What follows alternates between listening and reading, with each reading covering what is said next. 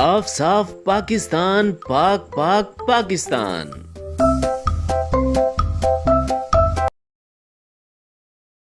सूरज की पहली उजली किरण जब अरशद साहब पे पड़ी तो वो फौरन उठ बैठे। बेगम बेगम कहाँ हैं आप? बेगम बेगम। अरशद साहब की आवाज सुनकर उनकी बेगम फौरन चली आई और बोली, खैर तो है ज़ैनब के पापा, उठते ही आवाजें देना शुरू कर दी। हजरत कम से कम मुझे आप जगा तो देती, मुझे काम पे जाना था। ज़ैनब के पापा आज तो संडे है। ओहो, मैं तो भूल ही गया था। ज़ैनब के पापा फिर तो आपको ये भी भूल गया होगा कि आज हमने बच्चों को बाहर लेके जाना था। बेगम अब इतना भी भुलक्कड़ नहीं हूँ मैं। तभी दुआ भी वहाँ पे आ गई और बोली, पापा जी आपको पता है कि सब लोगों ने मेरी बाजा बजाकर 14 अगस्त वाली वीडियो को बहुत पसंद किया है। लेकिन दुआ बेटा, मैं तुम्हें कभी दोबारा बाजा खरीद कर नहीं दूंगा। लेकर तो आपने इस बार भी नहीं दिया था, वो तो मैंने खुद ही ले लिया था कमाल चचा की शॉप से। रजब बट सोया हुआ था।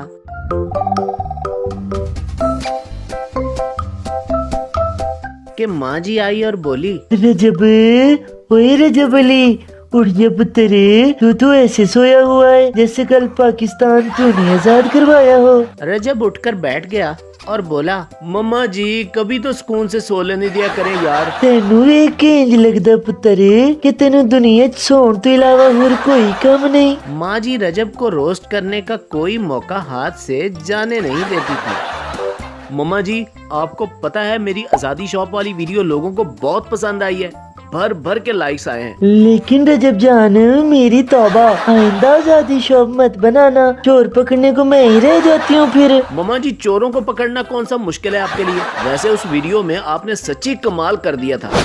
डक्की भाई और असद सेहन में बैठे बातें कर रहे थे।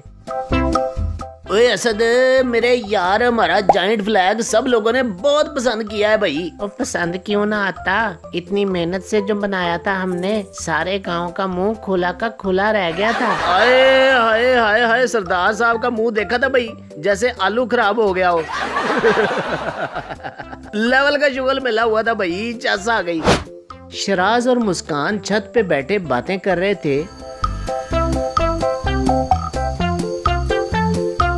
कि शराज की नजर आसमान पे उड़ती काइट पे पड़ी तो उसे याद आया, मुस्कान बेन, तुम्हें पता है लोगों को मेरा 14 अगस्त के स्पेशल काइट वाला वीडियो बहुत पसंद आई था। फिर तुम ऐसा करो भाई, काइट्स का दुकान लगा लो। मुस्कान बेन, तुम्हारा जवाब सुनकर ख्याल आया कि मुझे किसी अक्लमंद इंसान को बताना चाहिए था। अरशद साहब घर से बाहर निकले तो बाहर का नजारा देखकर वो हैरान रह गए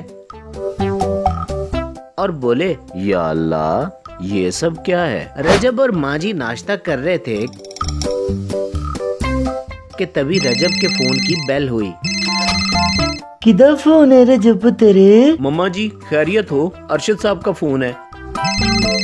अरशद साहब खैरियत होगी इंशाअल्लाह। अरशद साहब का फोन है। शहराज तुमने फिर कोई शरारत तो नहीं किया? अरशद साहब ने सबको कॉल की और दूसरी तरफ चाचा फजलू साइकिल पर स्पीकर लेकर सारे गांव में ऐलान कर रहे थे। हजरात, एक जरूरी ऐलान सुनिए। सारे गांव वालों को इत्तला दी जाती है कि सब लोग गांव के बोर्ड वाले चौक के पास जमा हो जाएं। छेती छेती करो ते फटाफट आ जाओ। अरशद साहब और गांव के चौधरी जी पहले ही बोहड़ वाले चौक में आ पहुंचे थे। अरशद पुत्र, सब नु फोन कर दिता है ना? चौधरी साहब ना सिर्फ फोन कर दिया है बल्कि सारे गांव में ऐलान भी करवा दिया है, बस अभी सब लोग आते ही होंगे। देखते ही देखते सब लोग चौक में पहुंच चुके थे। जब सब लोग पहुंच गए तो अरशद साहब बोले, आप सब लोग भी सोच रहे होंगे कि आपको यहाँ क्यों बुलाया है। आप लोगों ने घर से यहाँ आने तक रास्ते में कुछ तो नोट किया होगा। अरशद अंकल, हर तरफ बहुत कचरा लग रहा था। लग नहीं रहा था शराज बेटा, हर तरफ कचरा है। मेरे बहनों और भाइयों, आप लोगों को यहाँ बुलाने का मकसद है कि आप सब ने हर तरफ जमीन पे बिखरी झंडियाँ देख ली होंगी। बिल्कुल यार, हर तरफ झंडियाँ जमीन पर पड़ी हुई थी भाई। तो आप लोगों में से किसी ने उठाने की जहमत की? यकीनन नहीं की होगी। और ये हर साल होता आ रहा है कि 14 अगस्त के बाद झंडियाँ हर तरफ जमीन पे बिखरी पड़ी होती हैं। क्या ये इज्जत करते हैं हम अपने झंडे की? क्या हमारा पाकिस्तान सिर्फ 14 अगस्त को ही होता है? उसके बाद ये क्या हमारा पाकिस्तान नहीं है? सभी लोग मुंह लटकाए शर्मिंदगी से अरशद साहब की बात सुन रहे थे। मैंने और चौधरी साहब ने ये फैसला किया है कि हम लोगों ने आज मिलकर सारी झंडियाँ उठानी है। ये मुल्क हमारा घर है और हमने अपने घर को साफ करना है। सही कह रहे हो अरशद पुत्र, हम सब मिलके अपने घर को साफ करेंगे। मम्मा जी, उम्मीद तो नहीं थी आपसे, लेकिन बात अच्छी की है आपने। हम सफाई कैंपेन भी चलाएंगे ताकि और लोग भी हमसे सीखें। बिल्कुल, रजब पुत्र बिल्कुल ठीक कह रहा है। बस फिर क्या था,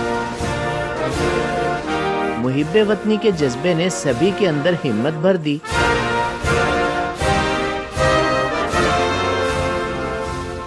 और उन सब ने मिलकर पॉपकॉर्न कहानी टीवी के सारे गांव की सफाई का काम शुरू कर दिया।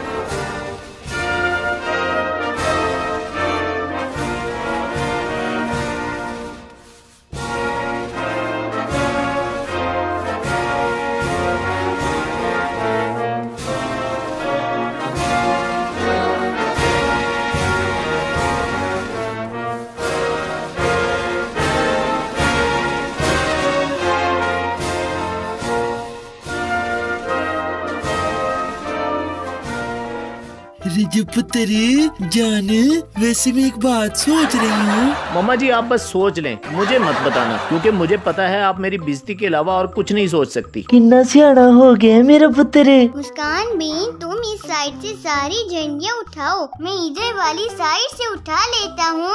अरशद साहब, उनकी बेगम और बच्चे झंडियाँ उठा रहे थे तो दुआ बोली, ये झंडियाँ कौन से मैंने फेंकी हैं जो मैं उठाऊं इनको? ऐसे नहीं कहते दुआ, ये मुल्क तो हम सबका है ना। अगर कोई सफाई का ख्याल नहीं रखता तो क्या हम भी उन जैसे बन जाएं? डक्की भाई और असद झंडियाँ उठा रहे थे कि असद बोला, ओए डड्डू चार्जर, कैसा लग रहा है फिर? अरशद साहब ने तो सारे गांव के सामने बेइज्जती कर दी हमारी। आए हाय हाय हाय, कैसा लगने वाली क्या बात है भाई। लोग हमें देखते हैं भाई, अगर हम सफाई करेंगे तो हमें देखकर और लोग भी करेंगे भाई। लेवल हो जाना है भाई, लेवल। और इसमें कोई बेइज्जती नहीं है भाई मेरे यार, अपने घर को साफ करने में कैसी बेइज्जती भाई। तभी उन्हें वहाँ पर रजब भट्ट और हैदर भी झंडियाँ उठाते नजर आ गए। अबे यार, फटा हुआ शॉपर भी इधर ही झंडियाँ उठा रहा है भाई। ओए हैदर, बंदर भी भला काम करते हैं। आए हाय हाय हाय हाय। पहले नहीं करते होंगे भाई, आज तुझे देखकर यकीन आ गया है। चुप करो डड्डू चार्जर, एड्डा तू। चल बट कम कर, शाबाश, झाड़ू लगा मेरा बच्चा। मैं तेनू ठेका ना ले देवां पूरे पिंड दी सफाई दा, लगा रही फिर। सब लोगों ने मिल के सफाई में अपना अपना हिस्सा डाला और कुछ ही देर में सारा गांव एकदम साफ सुथरा हो गया था। अब लग रहा है ना साफ साफ पाकिस्तान, पाक पाक पाकिस्तान। अल्लाह का शुक्र है सफाई मुकम्मल हुई और हम झंडियों की बेहुरमती से भी बच गए। पापा जी तो ग्रेट हो, आई लव यू पापा जी। तो मेरी प्यारी बहनों और भाइयों, आज की स्टोरी में आपने क्या सीखा? कमेंट करके लाजमी बताइएगा। अल्लाह हाफिज।